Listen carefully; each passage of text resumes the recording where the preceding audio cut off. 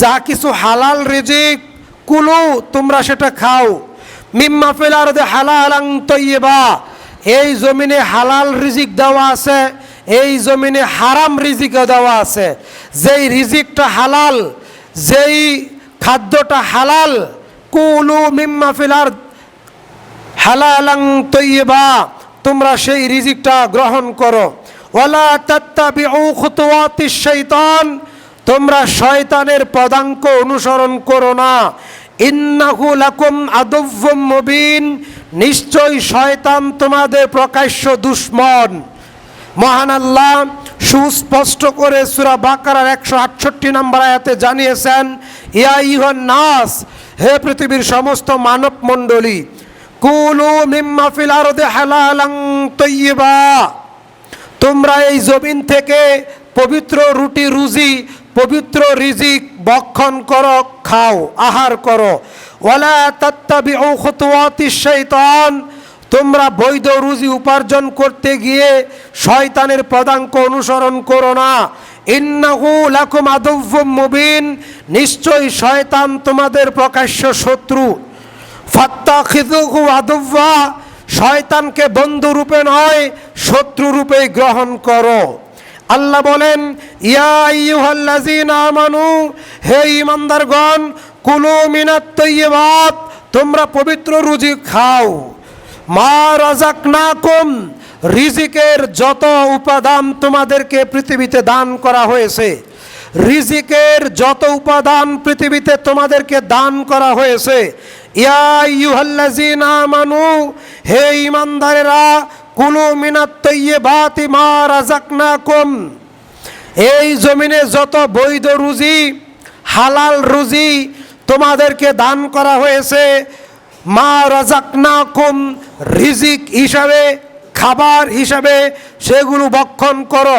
ওয়াশকুরু লিল্লাহ, তারপরে আল্লাহর জিকির করো, আল্লাহর প্রশংসা করো, আল্লাহর বরত্ব ঘোষণা করো। ইন কুনতুম ইয়াহু তা'বুদুন, যদি তোমরা ইবাদত গুজারি বান্দা হও, যদি তোমরা পরহেজগার বান্দা হও। সম্মানিত হাজিরিন, আমরা দুটি আয়াত থেকে আপনাদের সামনে পেশ করলাম। আল্লাহ তাআলা বলেছেন পবিত্র রুজি ভক্ষণ করো, পবিত্র রুজি আহার করো, পবিত্র রুজি খাও। আল্লাহ তাআলা অত্র আয়াতে আমাদেরকে এই কথাগুলো এভাবেই বলছেন।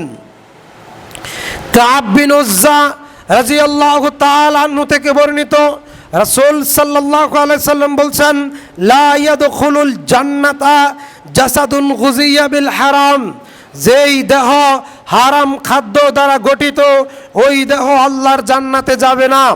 যেই দেহ হারাম খাদ্য দ্বারা গঠিত, ওই দেহ আল্লাহর জান্নাতে যাবে না।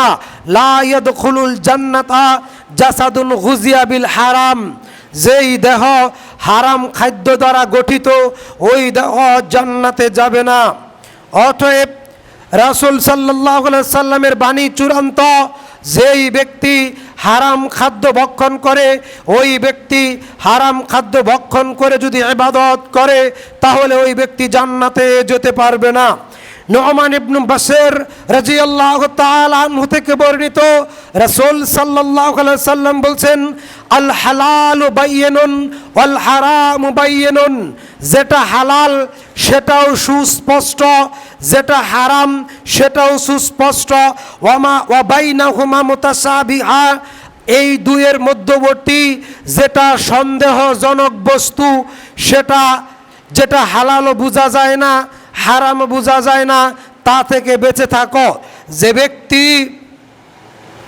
লা ইয়ালামুহুন্না কাসীরুম মিনান নাস, যে ব্যক্তি অধিকাংশ মানুষ জানে না কোনটা হালাল কোনটা হারাম, এটা অধিকাংশ মানুষ জানে না, এই কথা আল্লাহ নবী বলছেন, লা ইয়ালামুহুন্না কাসীরুম মিনান নাস, অধিকাংশ মানুষ জানে না ইসলামের হালাল বিধান কোনটি, ইসলামের হারাম বিধান কোনটি। তিনি বলেন, রাসূল সাল্লাল্লাহু আলাইহি ওয়াসাল্লাম এ কথা সুস্পষ্টভাবে আমাদের মধ্যে বলে গেছেন। তিনি বলেন,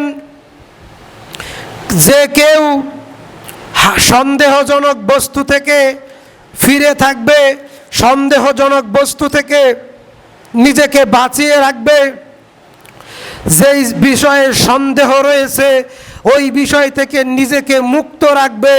আল্লাহর নবী মুহাম্মদ সাল্লাল্লাহু আলাইহি সাল্লাম বলেন, সে ব্যক্তি নিজের ঈমানকে, নিজের ইসলামকে, সে ব্যক্তি নিজের আমলকে নিরাপদে রাখলো, পরিচ্ছন্ন রাখলো, সন্দেহ থেকে মুক্ত থাকলো। আবার শোনেন, আল্লাহর নবী মুহাম্মদ সাল্লাল্লাহু আলাইহি ওয়াসাল্লাম বলছেন, লা ইয়ালামুহুন্না কাসীরুম মিনান নাস, ইসলামের অধিকাংশ হালাল বিধান অধিকাংশ মানুষ জানে না, ইসলামের হারাম বিধান অধিকাংশ মানুষ জানে না। তিনি বলেন সাল্লাল্লাহু আলাইহি সাল্লাম, যে ব্যক্তি সন্দেহজনক বস্তু থেকে নিজেকে মুক্ত রাখবে, সে তার ঈমানকে, সে তার ইসলামকে, সে তার আমলকে হেফাজতে রাখলো, পরিপূর্ণ রাখলো, পবিত্র রাখলো।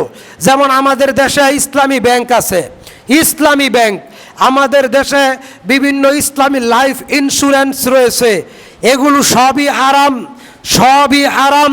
যে কোনো বিমা, যে কোনো ইসলামী ব্যাংক সবই হারাম। কেউ যদি বলে এটা তো ইসলামের নাম করে চলে, এটা ইসলামের নাম করে চলে, কথা সত্য, বিকৃত ইসলাম মেনে চলে, কোরআন হাদিসে বর্ণিত ইসলাম নয়।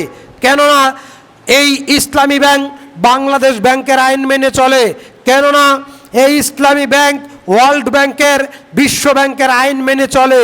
তাহলে বিশ্ব ব্যাংক, বাংলাদেশ ব্যাংক সুদ মুক্ত নাকি সুদযুক্ত? নিঃসন্দেহে সুদযুক্ত। রাসূল সাল্লাল্লাহু আলাইহি ওয়াসাল্লাম বলছেন, আল হালালু বাইয়িনুন ওয়াল হারামু বাইয়িনুন, যেটা হালাল সেটাও সুস্পষ্ট, যেটা হারাম সেটাও সুস্পষ্ট।